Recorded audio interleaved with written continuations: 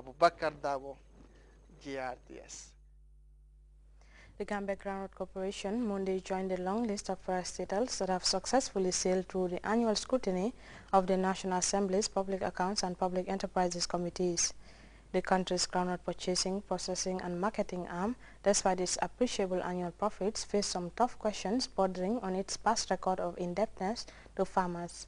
Modlamin Sise was at the Legislative Chamber and this is his report. GGC, the country's groundnut purchasing, processing and marketing body, Monday came under the microscope at the National Assembly.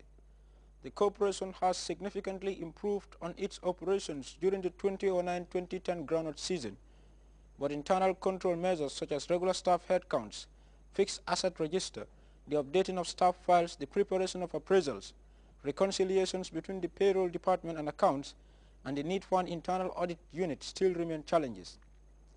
Although GCC made an appreciable profit during the period under review, it has not paid taxes due to the state.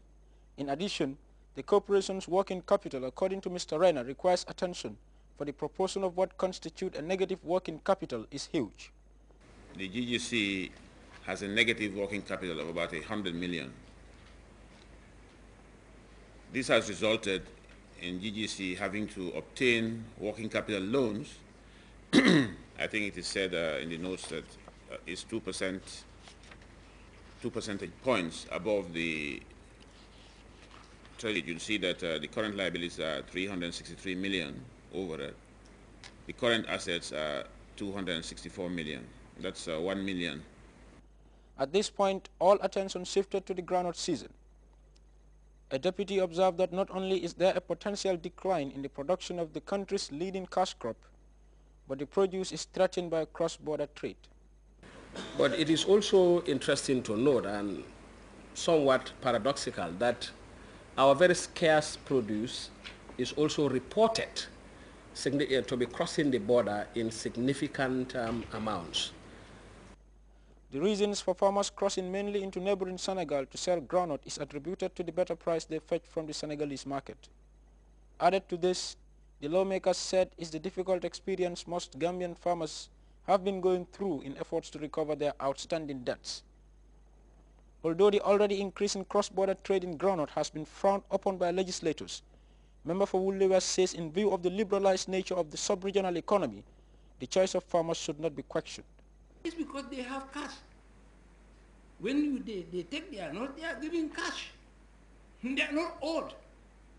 But when I take it to a society here, I'm old. And old sometimes for weeks, for months, and forever. I know people who have died and who are owed thousands of dollars because of their notes. And they have died, they are not paid. I know a case of an individual in Sandu, Misra, that was 1988. Thousands of dollars. This man spent years from 1988 up to the time he died. Nothing could be done. And this matter was taken to court. And there were MPs at the time who were defending the culprit. So this is the situation of the Gambian farmer. For me, nobody has the right to question the choice of a farmer to go and sell his or her granules to Senegal.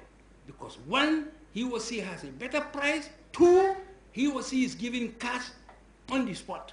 For the Speaker of the House, the GGC needs to look into cross-border trade and its implication on the Gambia's profile in the international market. You see, they've been talking and said our grounds have been crossing our borders recently. I think the quantity that has been crossing from the Gambia to Senegal seems to be more than what is sold in the Gambia. And when the grounds is crossed to Senegal, it goes to the EU market and is sold. Is it undetectable type of disease that the grounds have, considering the Gambia and Senegal belong the same soil and everything we have is in common? What is it?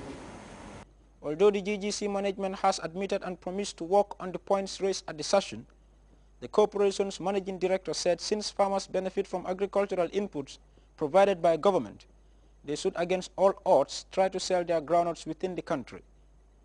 On the issue of the debts owed to farmers, his response seems to underscore the need for farmers to keep record of their groundnut transactions. We were here last year on 3 occasions farmers claiming that they have not been paid. And I jolly well remember with my little Mandinka, we asked one of them, where did you sell your your nuts? He said, in Temalong. So, you see, this is, in a the buying of groundnuts has been liberalized. It's not only GGC who is in the field, others are doing it. The GGC finally had its activity report, audited accounts and financial statements adopted, thus joining the long list of public corporations and enterprises that surmounted hurdles a good number of institutions failed to scale. Modulamin Sisa, GRTS News. The Father Gov Sports Foundation recently honored outstanding sportsmen and women for their contributions to the progress of their various disciplines. Officials of the foundation used the award dinner to hand over the refurbished Manisila Memorial Basketball Court. Like Kumbadema reports, the Father Gov Foundation is paying for the construction of the football pitch at St. Augustine Senior Secondary School to the tune of $7 million. Obi Konate, a great friend of St. Augustine's and a great friend of the Gambia's and a great true sportsman. Outstanding contribution to Gambia in international field and in the local field. Obi Konate, please accept this trophy on behalf of the Gov Foundation. An educationist and an ardent sports enthusiast, Father Gov has, after decades of participation in the Gambia's educational and sporting fields, turned his attention to bigger things thanks to the help of the Gov Foundation. The Foundation's latest activity was this dinner held to honor the outstanding roles of individuals in sports, education and religion. We ask that the good Lord may bless all that we are going to share this evening.